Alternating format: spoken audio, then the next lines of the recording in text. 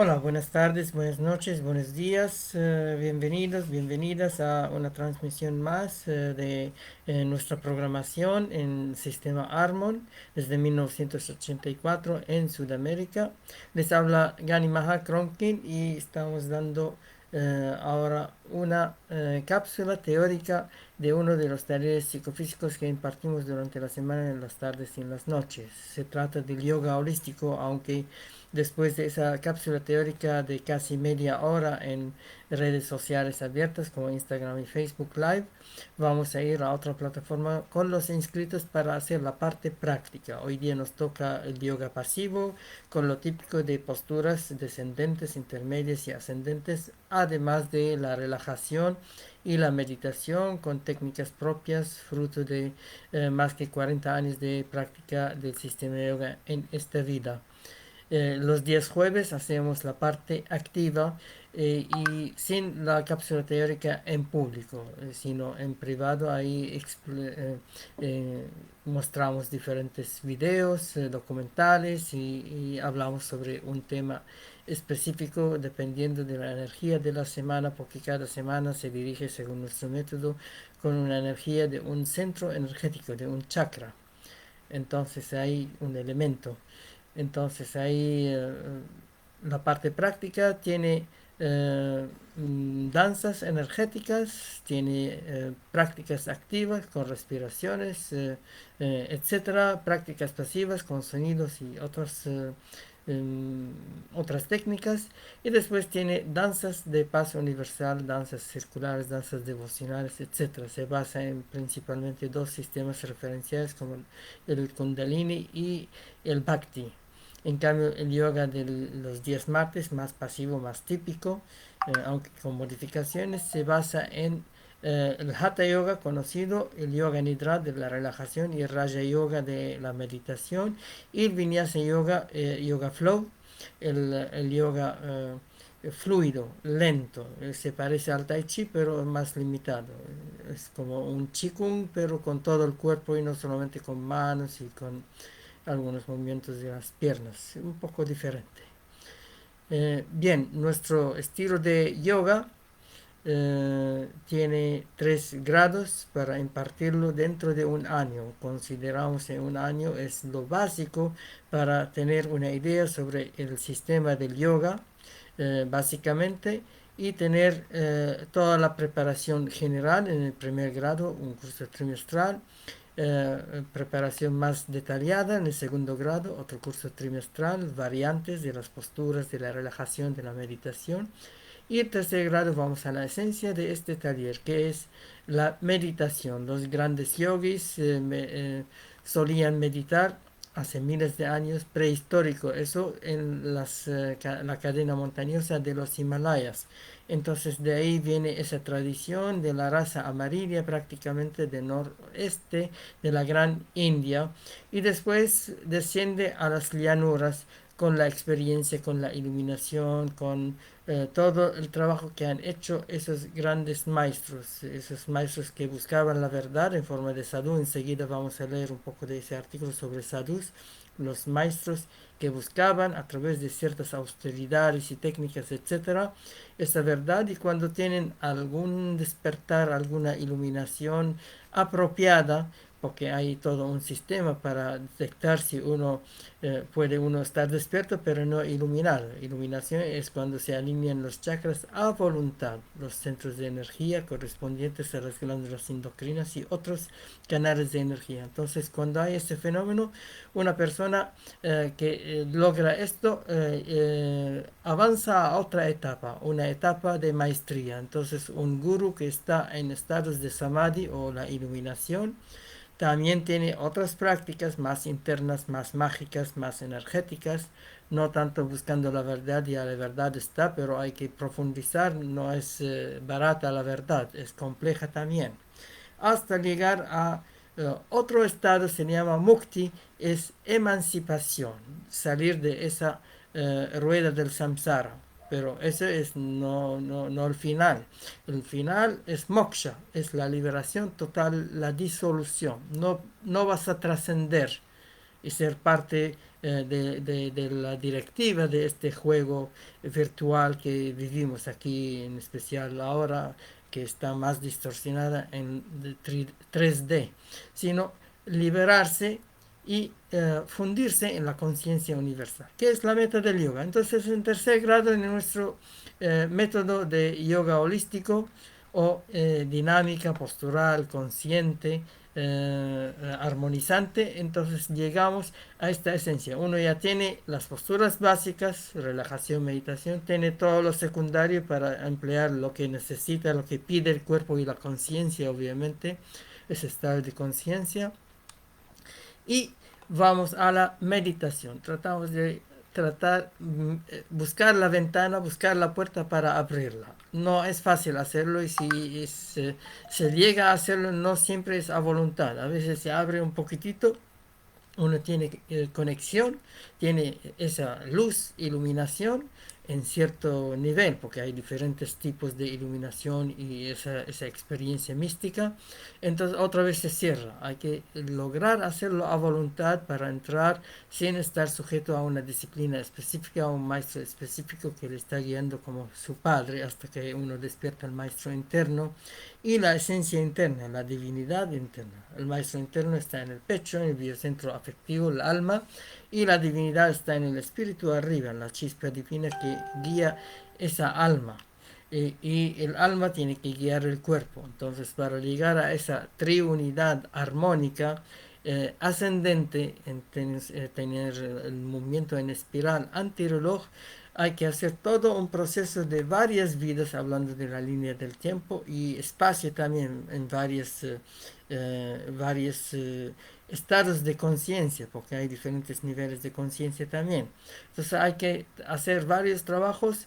Aparte de lo sistemático, hay que confiar, hay que abrir el corazón para experiencias místicas, para libre albedrío, para salto cuántico, etcétera. No todos los místicos en el yoga y en otras disciplinas han tenido la iluminación fruto de muchas técnicas perseverantes en varias vidas, varios años, monasterios.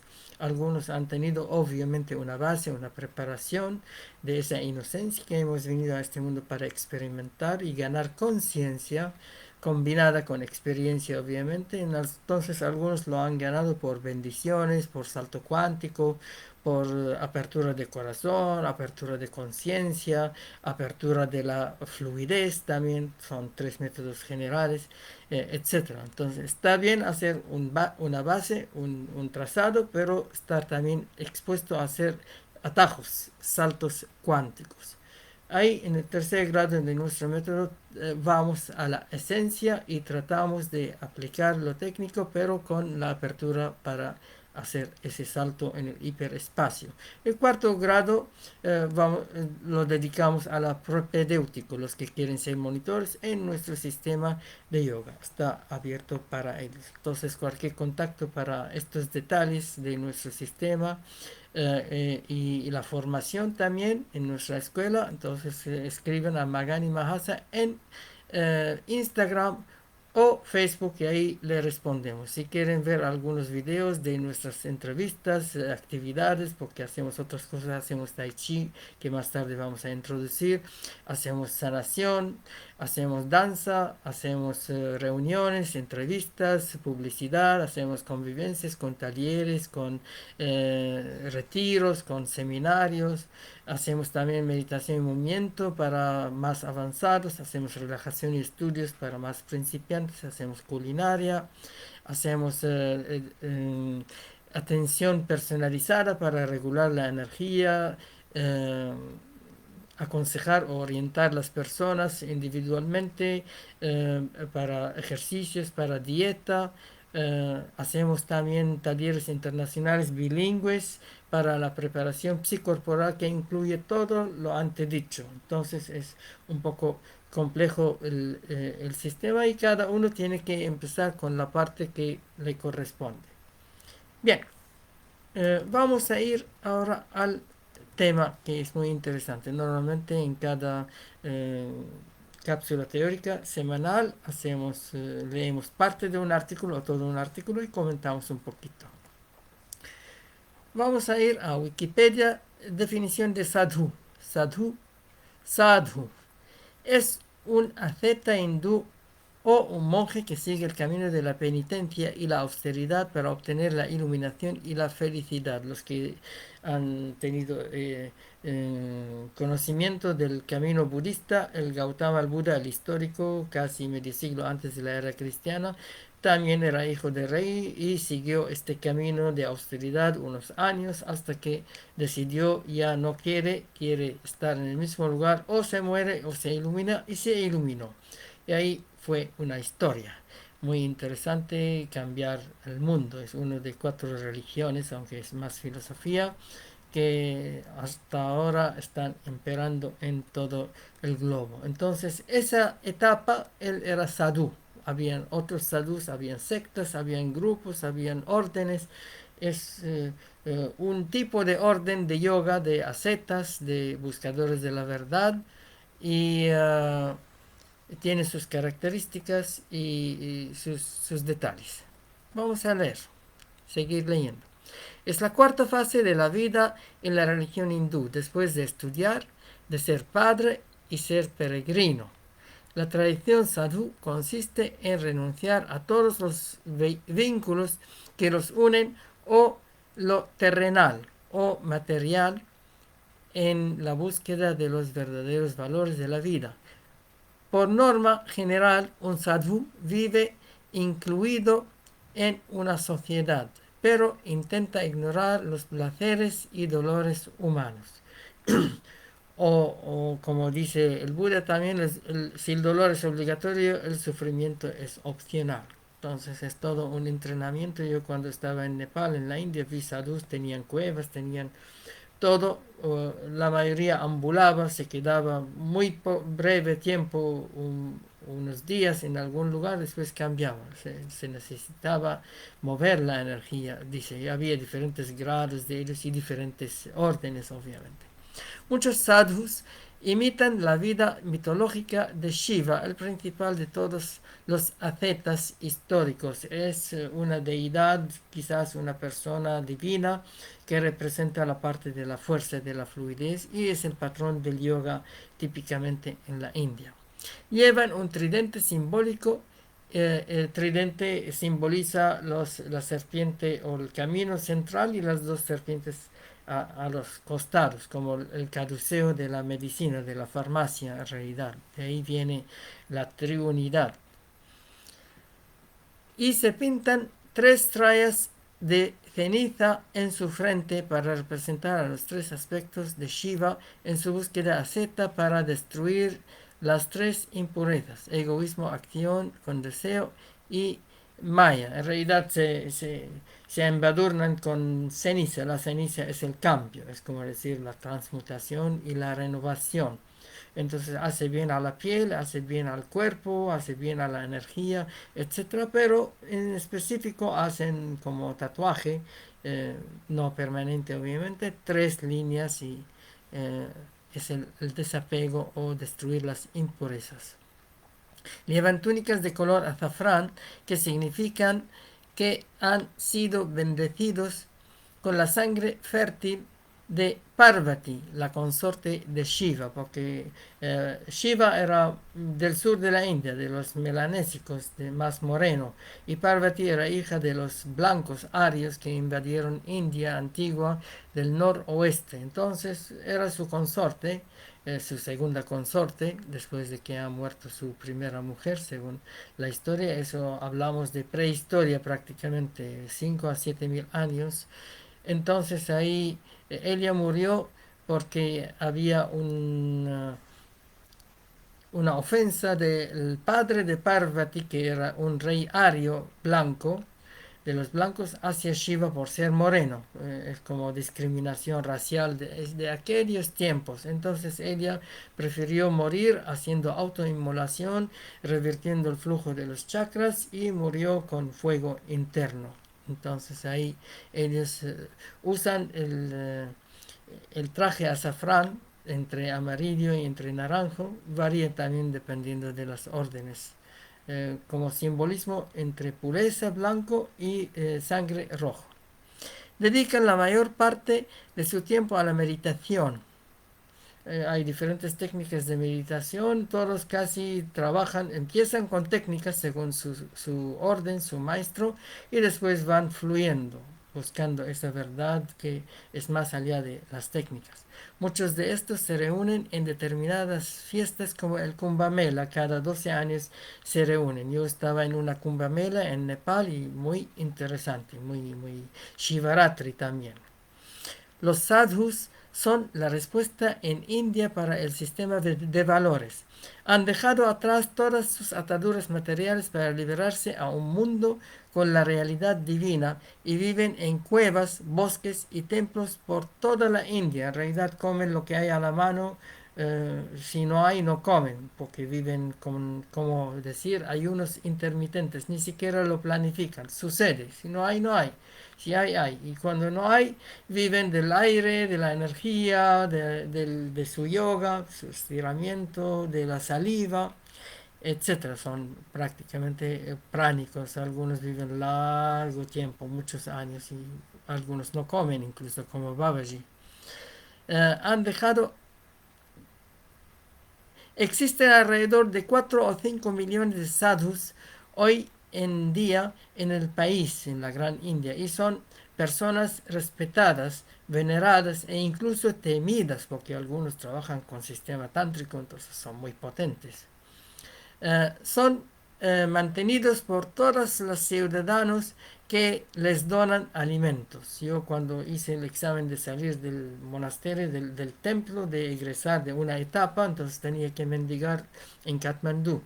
Entonces ahí vivía como sadhu, vivía en cueva unas semanas, mendigaba también un tiempo y ahí era parte de eso y la gente ayuda, la gente ve, aunque ve a alguien que quizás la cara no es tan morena como la mayoría de ellos, aunque en la India hay de todo tipo de colores y formas, pero sienten que una persona es de allá o de otro lado o de afuera, entonces ahí ellos son piadosos igual. Hay muchas clases de sadhus. Dentro de los sadhus los nagas son los más prominentes, ya que se mantienen desnudos, no les importa la ropa, cubiertos solamente con un vibhuti o cenizas sagradas. Dejan crecer su pelo en bucles llamados yata. Los sadhus se dividen en tres principales akaras o denominaciones, órdenes. Uh, las cuales fueron establecidas en el siglo VIII por el sabio Adi Shankaracharya.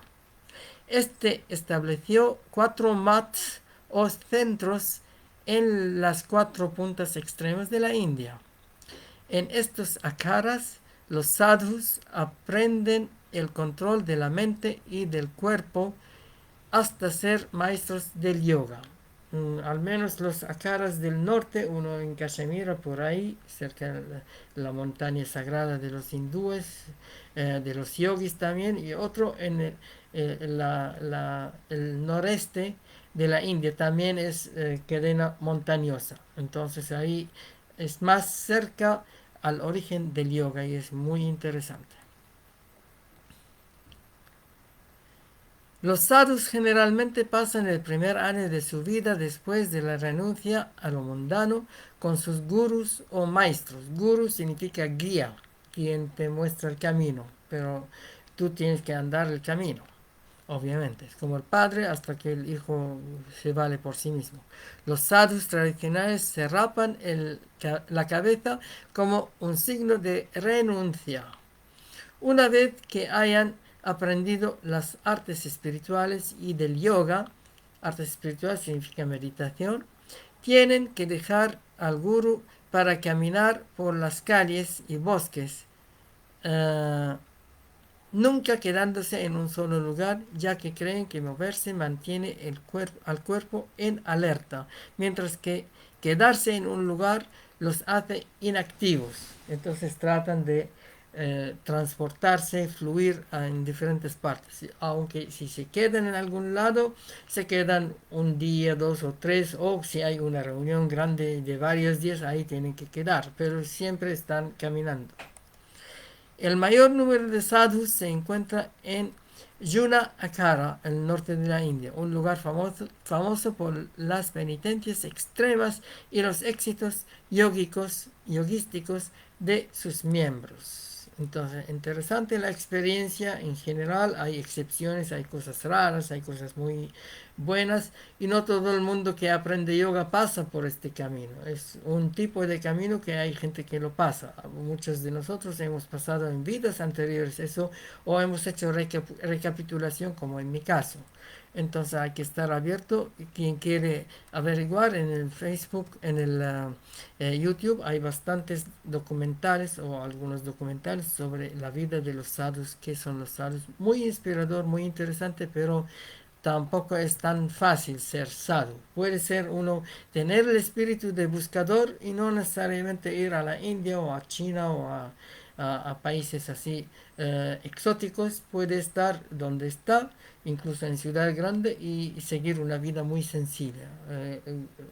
Afortunadamente, el estilo de vida moderno permite que una persona haga, haciendo obviamente arreglos muy especiales, algo parecido al sadhu, aunque no completamente.